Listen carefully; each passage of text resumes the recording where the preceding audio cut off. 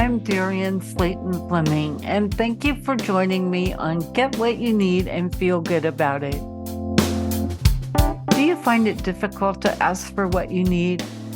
Do you frequently feel misunderstood? Do you have a problem or cause that you would like to learn to manage more effectively? What makes it so hard for us to tell each other how we feel?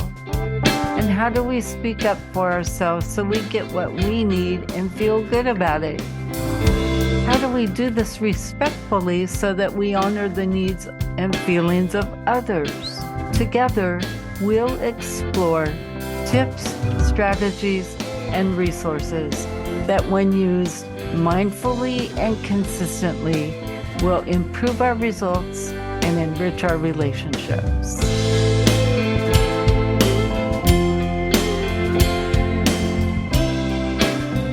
Hello, and welcome back to Get What You Need and Feel Good About It. I'm your hostess, Darian Slayton Fleming. And before we begin today's interview, I have a couple of announcements to make. You may have noticed that if you're following this podcast, there was not an episode in February or March. In February, I had planned to meet with our guest, but between the two of us, communication was delayed, mostly because of me. And then I had a personal tragedy. My son passed away suddenly due to a drug overdose the day before Valentine's Day. And I am announcing that to explain the break in the episodes, but also to tie in to our topic today. And I think that talking about that right now is appropriate to our topic because we are going to talk about self-love, loving ourselves. Also, I want to let you know, just to remind you, that I have a new website, which is embracehappiness.me.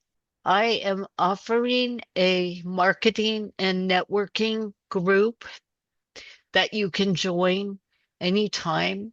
And the cost to join the group is only $49 for the rest of the year. And we meet once a month on the fourth Thursday at 3 p.m.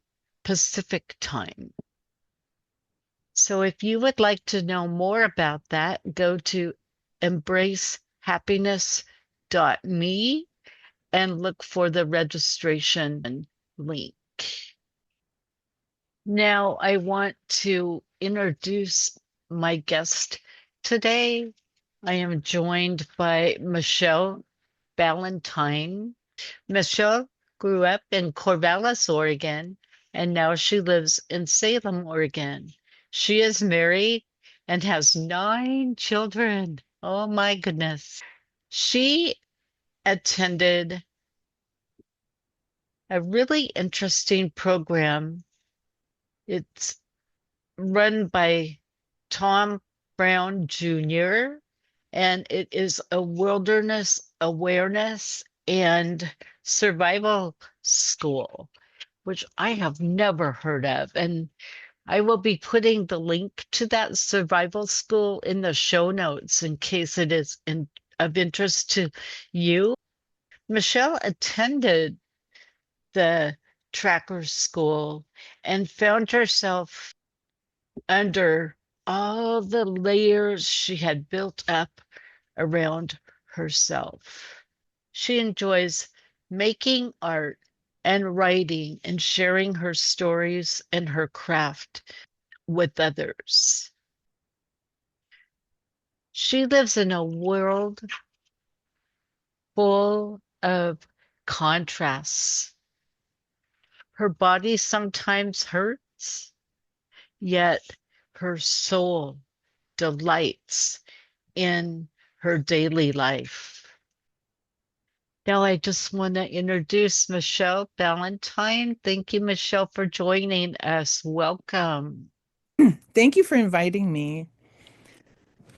I am so excited to have you on here. I met Michelle last summer in Gresham, Oregon at an art fair, and she produces some art that is visual, but it's actually tactile too. It's felt work, and I'm going to ask her to describe that to us. So, Michelle, will you tell us a little bit about yourself and your workshops and your craft? Sure. Yeah. My about myself has a lot to do with my stories that I write. And I believe, Darian, you ended up picking up one of my small books at the art fair. And I write the stories that change. Most of the stories I write are those that made a big impact on me. And when I was in college taking art, I couldn't really understand how a person would be inspired to make certain kinds of art, even though, I was very good at it and I had plenty of ideas come into my head, but nothing that really drove me to want to make my art and tell a story. I didn't feel a super strong purpose behind it. But now, after having lived 66 years and having gone through a lot of ups and downs, a lot of emotional trials, depression, discovering myself, all these different things, now I have something to say. And so I say it with my art and with my stories. And my art is most of the art that I make is done with felting. So I lay out fibers from sheep and other different fibers. They could be from an alpaca or from, a silkworm or from, trees. There's lots of different kinds of fibers that can be used. But then I lay them all out and create an image, and then I felt it all together through a process of covering it, holding it together while I wet it with soapy water and massage it and roll it and do all sorts of different agitation processes to just, create a solid piece. So through that felting process, the fibers link together and and bind together almost like you're creating a dreadlock or a matted uh, piece of wool. And it ends up becoming a piece of fabric instead of individual fibers. So it's not weaving and it's not crocheting or anything like that. It's simple felting. As I mentioned earlier, this episode is about self-love. I was going to do it in February, the month of Valentine's Day and love, but self-love is something that many of us struggle to be able to do. And I did pick up one of your books at the art fair. Actually, my mom did. So you do these cool books where you have miniature versions of your felt works and you do full-size wall hangings. And my mom picked up a book about happiness. And since that is what I'm all about, since I became a certified happiness trainer, I was really excited that Michelle had actually put together a book of basically quotes and thoughts and these felt productions. So, Michelle, can you tell us more about your blog and your writing and what prompted you to write the stories to go along with your art? Sure, yeah. The three little books I've written so far, one is called Life, Adversity, and Bliss. And, in that book, I'm wanting to portray how our life is full of contrasts and we go through times of pain and difficulty, but we also get to experience bliss and happiness. In my artwork, I, for that book in particular, I would have the beautiful felted parts that look like fluffy and pretty, but then I would have also something like barbed wire in it or blackberry thorns or something like that because it's like when we get hurt and we are in those moments of difficulty, sometimes it's hard to remember that we can be happy. But, my art is trying to encourage us to remember that it's 50-50. I mean, it's not ever going to stay one way. It's going to have both, and that's part of living and growing and learning. And to not be discouraged when we're in the difficult part, and just to remember and hold on to the blissful, happy times and don't forget about them. Another one that I wrote is called Gems I Hold Dear. And those are a lot of little stories and a lot of art that have to do with experiences in my life that kind of blew my mind, really. Things that surprised me. And, you know, when we go through different experiences and stories in our life, a lot of times we come away with a gem of understanding or wisdom. And when I went to tracker school, I usually came away from each class with at least one gem, something that opened my eyes or opened my understanding to something. And those were like gems that I hold dear. And then the other one is called the other little book that I've written so far. It's called Explore.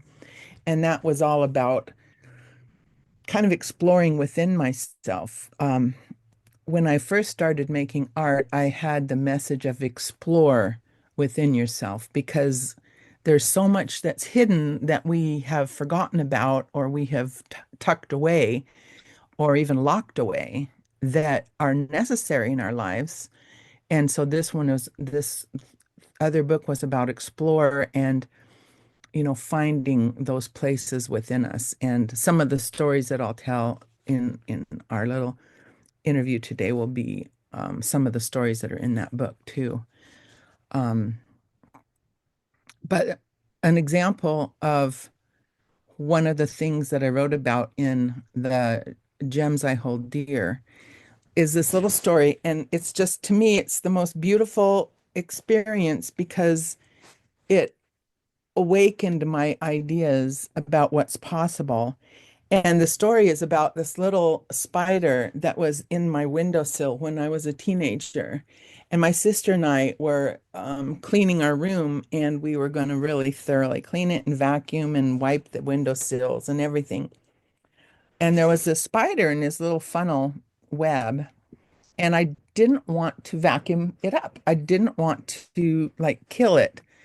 I wanted to take it outside and let it go, but I wasn't sure how to do that. And so I decided I was going to try something that, I had heard about when I was a kid in Sunday school about, how, you know, um, how Christ could make things happen just by, talking to it. And so I thought, well, I'm going to try to talk to this spider and see if it will listen to me and save its life.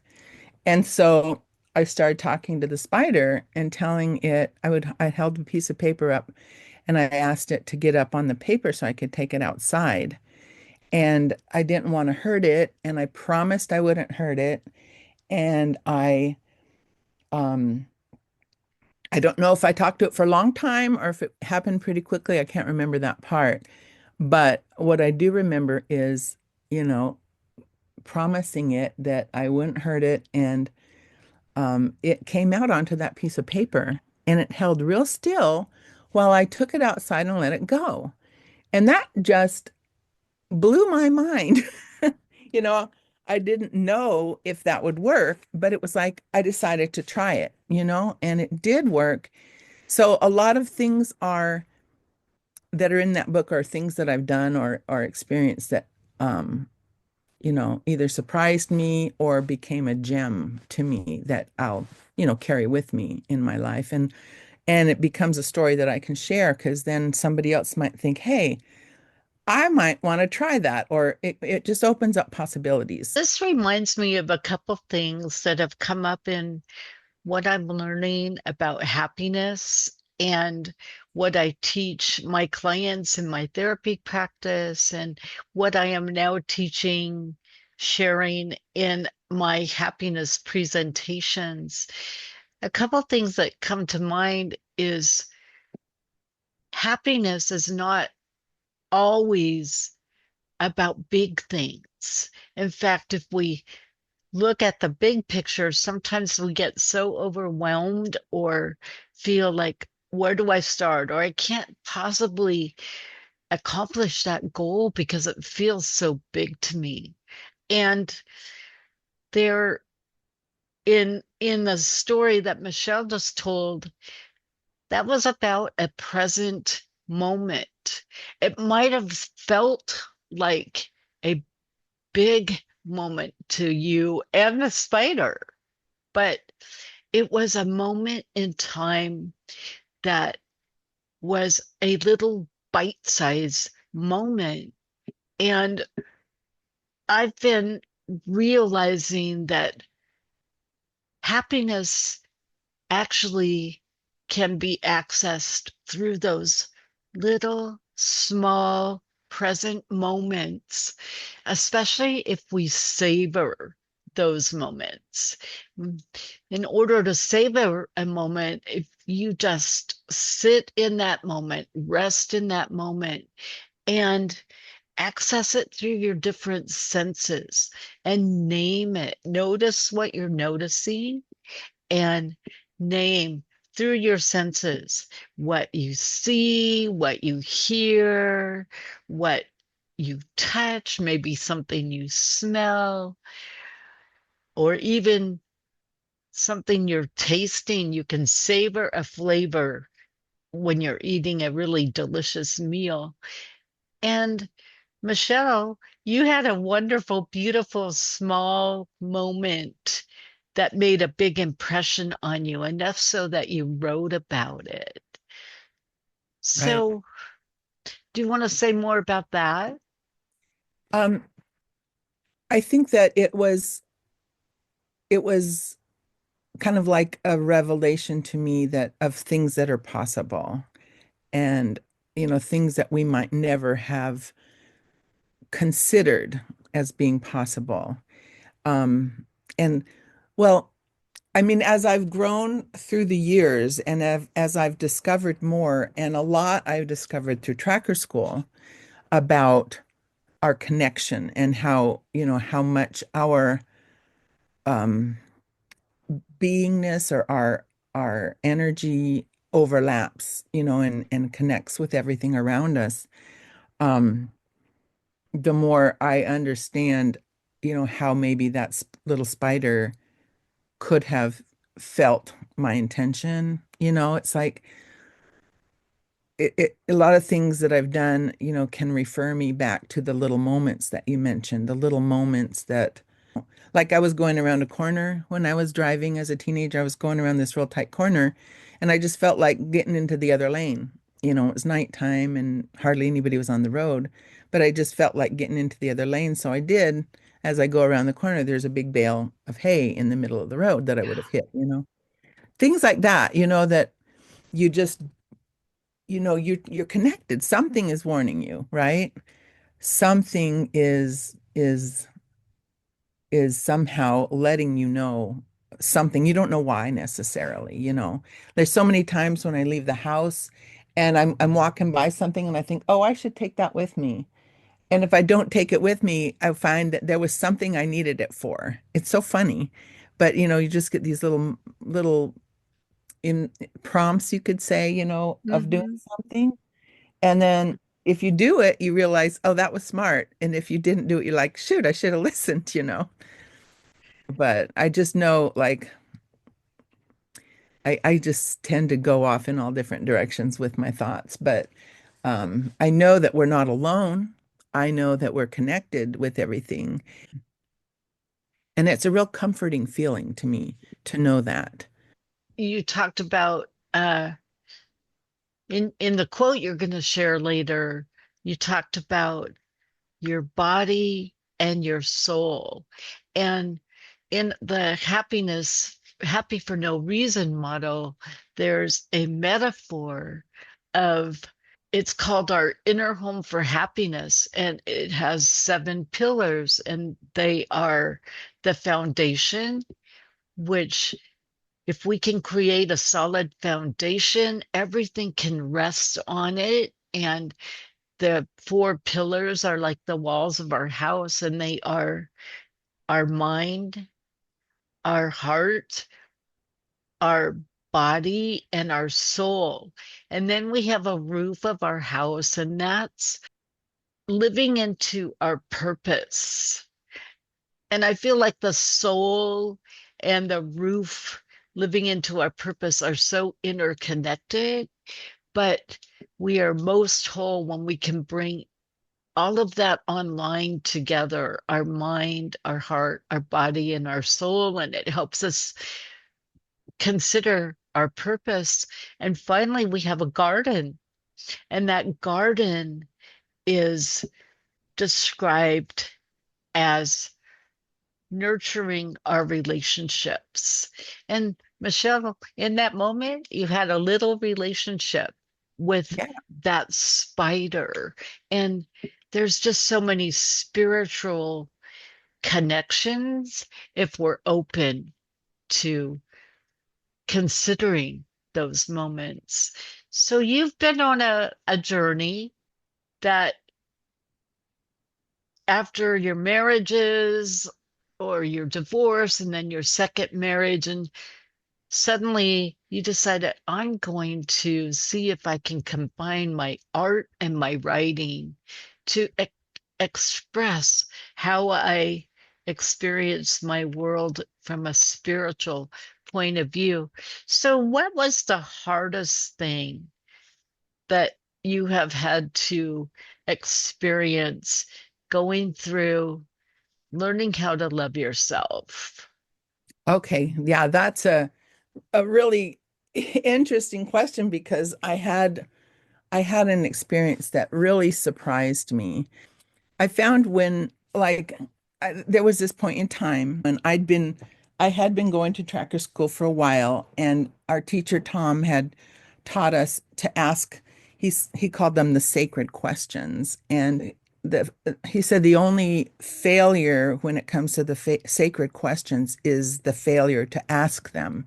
So I was sitting on my back porch angry. I was angry at my husband for something. I had discovered my anger by then, which I hadn't connected with for decades, but by this time I had connected with it, so I could feel it. But I was feeling like I was surrounded by this dark rage. And as I was sitting there, I thought, what is this? Is this like a demon? Is this something trying to influence me to have bad thoughts or to, be angry? Because, I was still a little bit under the impression that to be angry might not be good, might be bad, because I was kind of raised to not allow myself to be angry.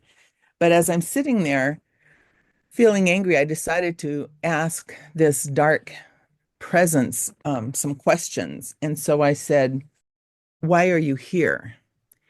And it said, "I'm here to protect you." And I was very surprised. And I said, "Okay, aside from that, why else are you here?" And it said, "I make you feel strong."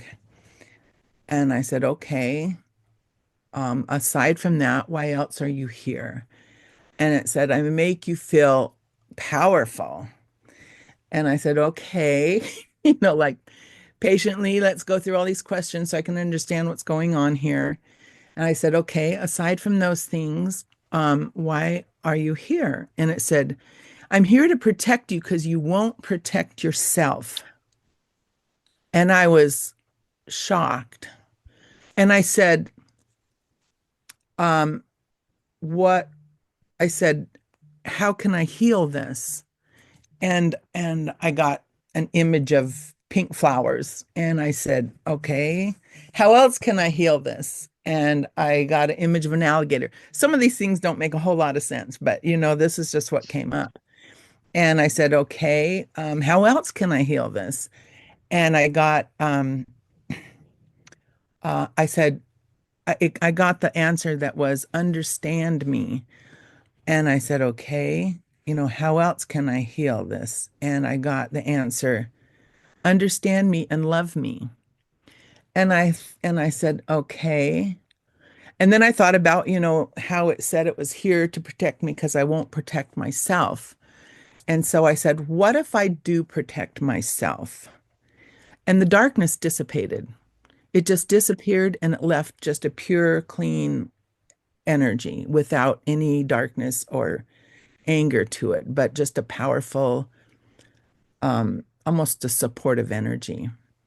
So that was the hardest thing that I had to learn about loving myself was that the parts of myself that I thought were bad were actually important and good. And and as I learned more about anger, I also found out that, and this is something a different teacher, Tom Franks, helped me understand, was that when I'm angry with somebody else, I'm actually angry at myself because I didn't take care of myself or protect myself. There was something that was my part that made me angry, but I was putting it on the other person because I wasn't seeing how, it was, it was also my doing. Oh my goodness. So many things are going through my mind right now, and that is just so insightful, talking about how anger is something we don't understand. But what one thing I do know about anger, and I think Michelle, you discovered this, is that anger, anger is a real and normal part of our emotional experience. It's how we manage it that can make a difference in our lives. Right. And we can s- actually use that anger by asking those questions and learning from it. And we can actually use that anger to move towards healing and growth if we don't get stuck in that anger. And that's one thing that I hope to help people discover as I offer my happiness workshops to people. Could you tell us about the Tracker School? Tell us a little bit about that. Yeah, absolutely. Um, don't get me started. No, I love talking about Tracker School. It was such an amazing place. Tom Brown Jr.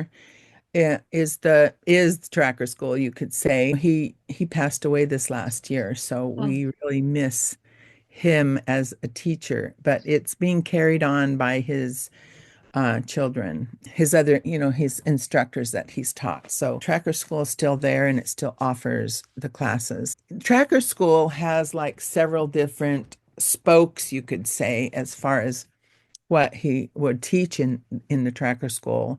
There was the tracking because he's a famous tracker. He's tracked, all over the world, even for military, and he's taught military, and he's taught lots of different classes for different groups of people, including special ops and things. Um, but when I went to tracker school, it's just a mix of people. You've got your military, you've got doctors, you've got lawyers, you've got 18-year-olds that are just, becoming adults and, just the whole gamut. They've got grandmothers, mothers, housewives. They've got everybody showing up there at tracker school that are felt called to learn these things. And so there was the tracking aspect. You could go that route. You could go the route of the scout, which is, the protector of the tribe. You could go the route of philosophy, which is going more into the spiritual side of things. You could go the route of just survival, they teach you about how to, you know, trap and snare animals, how to prepare them to eat, and all the different aspects that you can think of for survival. Um, and the thing that I tended to focus the most on was the philosophy side of things because I had had experiences in my life that were spiritual, and I had had attacks that were spiritual, and I wanted to understand that side better. And it overlapped really well with everything I had learned previously as far as, you know, the existence of the spiritual side of things. And so that is where I spent most of my time in classes, although I did take Scout and Advanced Scout and Ancient Scout. And all the classes are just amazing and fun. And, if it's up your alley, you'll just hunger for it like I did. But the things that I learned at Tracker School were how to meditate. And in a philosophy class, he wants to immerse us in the spiritual side of things, take us down the path of our subconscious, take us down through the force, which the subconscious is part of the force, as in life force, and then into the spirit world, the spirit realm, and help us to find ourselves in these different places and understand ourselves on those levels and have experiences there. That's where a lot of that communication comes from that we don't see, that unseen, the eternal that exists all around us. Communication comes from there. And when we're born into this physical world, we tend to be focused so much on the physical. And even as children, we might have an experience that's spiritual, but because it's not seen and touched, our parents might say, "Oh, that's just your imagination," or "That's nothing." And so we learn to discard everything that we're receiving on that spiritual level as not real. So what he does is he dips us real thoroughly for that first week in philosophy. We're just meditating all the time. We're laying on the ground, everybody's laying out like a big slumber party, and we're learning how to go to these places and how to move around in them and how to learn from those places. And so that's kind of where I focus most of my attention at Tracker School, but I was also really, really interested in knowing how to survive in the wilderness. What was the most enlightening thing about learning to love yourself, or the most enlightening thing you learned, even at Tracker School? And what is easy about being able to love yourself? Okay, yeah. One of them was when I was at Tracker School, and Tom sent us out to do this particular exercise. It's called the focusing.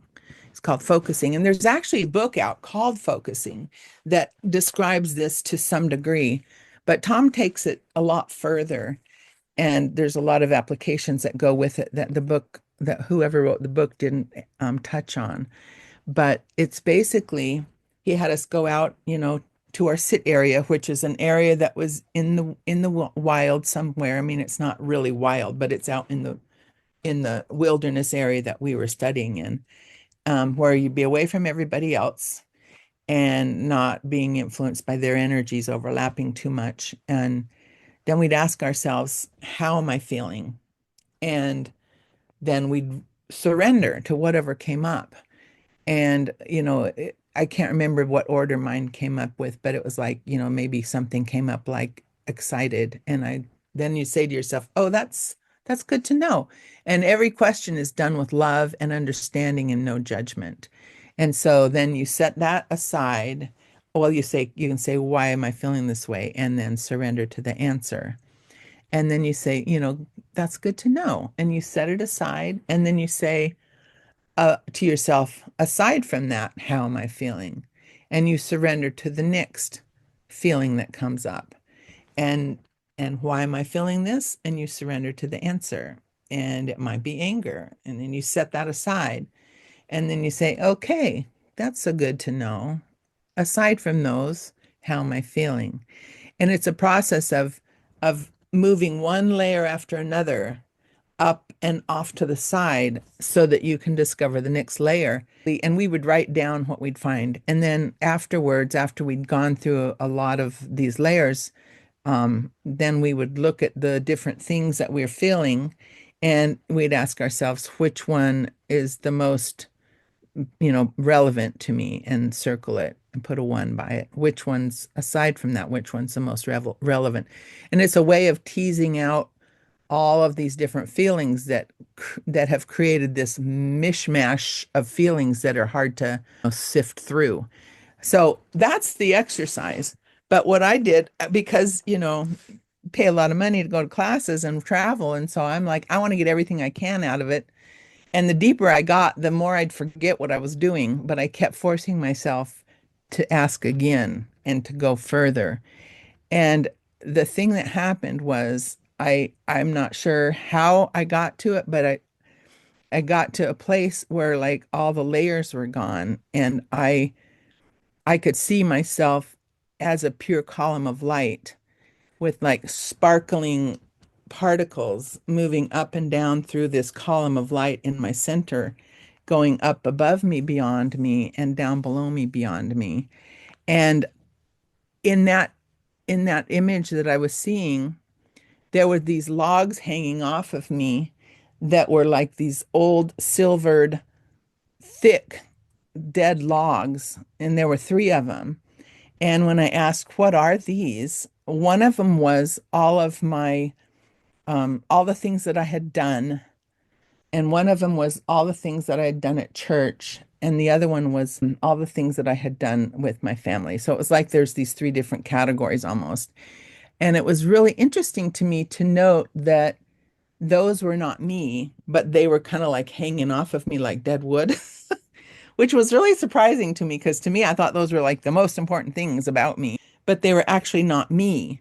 But I could, I almost could see myself and feel myself being this extremely powerful warrior who was not afraid of anything, who was absolutely, it's hard to describe, but other than just powerful and supreme. And supreme doesn't quite feel right because I have this preconceived idea of what that means, but it kind of felt that way. So that blew my mind, and I started crying so hard because I had no idea that I was powerful like that. And I think the exercise lasted 45 minutes, and I think the last 10 minutes I was crying. I got back into class and couldn't stop crying. That was this huge discovery for me who lived in fear. I lived in fear, and I think a lot of my life was based on being careful and being fearful. So that like really surprised me to see myself being so powerful.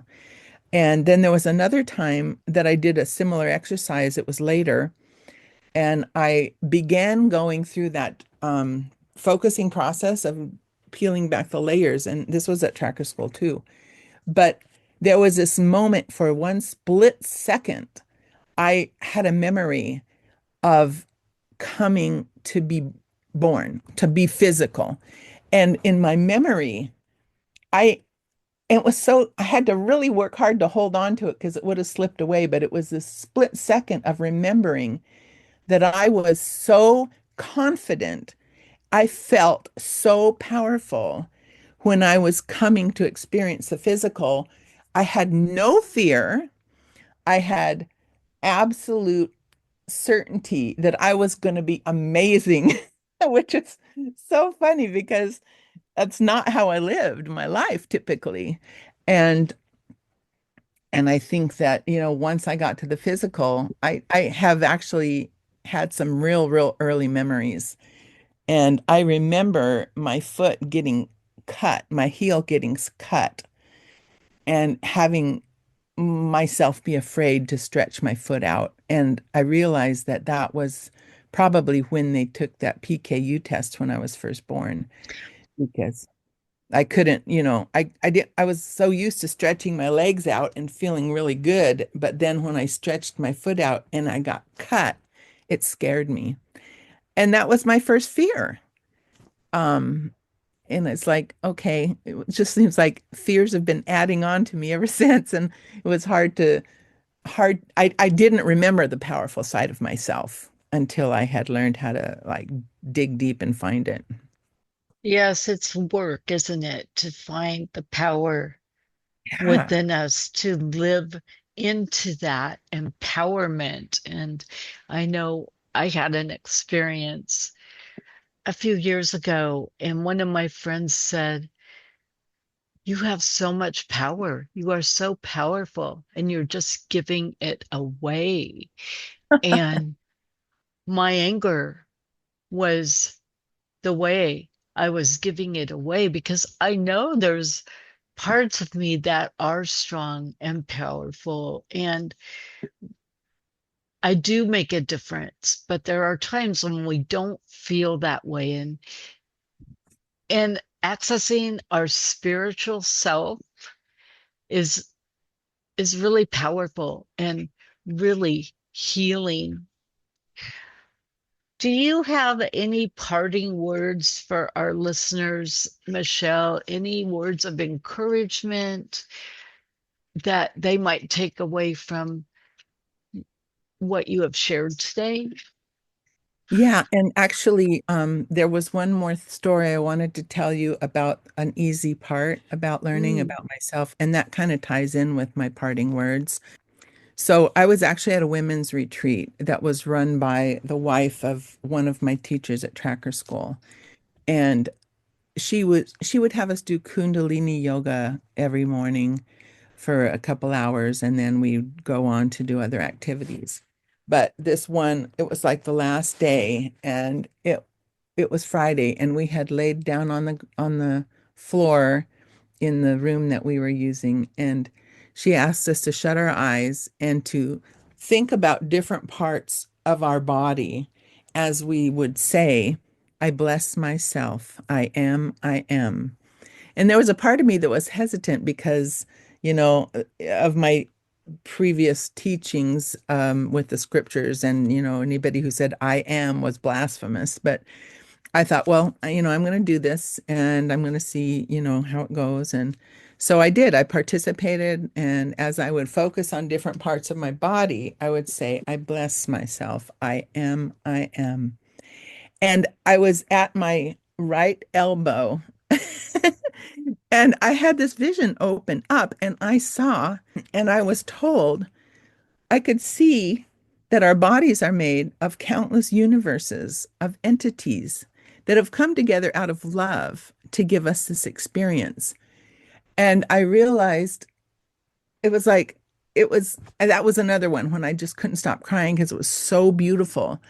And I realized that every molecule, every particle, every bit of us is aware, and it's participating in a loving way to give us this experience. And it totally blew my mind. And so my parting words are that if our bodies are made of this, basically universes of little energetic parts that are aware, well, wouldn't everything else be made of that too? I would think it would. And it's just such a beautiful knowing. I don't look at my body in the same way that I used to. Every bit of my body loves me, and it just helps me to feel love for my body. And when I consider that if my body's made of this, then wouldn't everything physical be made of this? And in that case, it just creates so much love between me and everything and everybody. There are things that come around that are making that we feel bad, we can feel depressed, things like that. But there is a base of love there all around us all the time. And those feelings of darkness or depression or um, those things that make us feel less than love, less than connected. I think those are maybe things of energy. I know that I've experienced, feeling depressed and wondering if I could shift my awareness to a different place around me, would it change? And it did, and it surprised me that I could move my awareness from that depression bubble to a place of excitement and happiness. That's a beautiful thing that helps me always to feel delight in my life, no matter what's going on. Also, something that I didn't mention yet is that I am writing a longer book that kind of details my journey, and that's in my blog on my website. If anybody cares to receive that, I'm writing and sending out a chapter each week to those who've subscribed to my email. Our bodies are made of countless universes of entities that have come together out of love to give us this experience. So beautiful. Thank you for being with us today, Michele. And check the show notes for Michele's contact information and links to her blogs and her stories. And I am so thankful to be back with you. I am publishing this episode on April 27th. And on this day, it marks 2 full years. I'll be beginning my third year of producing this podcast, and I'm looking forward to sharing more with you. So come back again in May. Thank you, everyone. Take care. Thank you, Darian. Bye.